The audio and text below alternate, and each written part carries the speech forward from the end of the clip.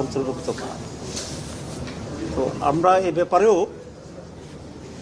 সকলে একমত, 100%।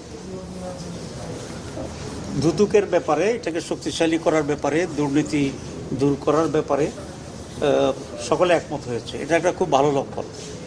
আমরা ভাবছিলাম কারা কারা দুর্নীতির পক্ষে আছে সেটাও আজকে হয়তো চিহ্নিত হবে। তো বুঝে গেল যে আমরা যে 30টা দল আছি এখানে, কেউ দুর্নীতির পক্ষে নেই। কে কইটা বলছেন যে প্রথমে দলের নেতৃবৃন্দ দুর্নীতিমুক্ত হওয়া দরকার, দেশকে দুর্নীতিমুক্ত করতে হলে। তো যেহেতু আজকে সকলেই দুর্নীতির বিরুদ্ধে বলছেন, আমরা এটা আশা করতে পারি যে আগামীতে সকল দল, বিশেষ করে সকল দলের নেতৃবৃন্দ দুর্নীতিতে জড়ানোর আর এই সাহসটা করবে না এবং স্বতঃস্ফূর্তভাবে তারা দুর্নীতিমুক্ত থাকবে ইনশাআল্লাহ। এটা আমরা আশা করি।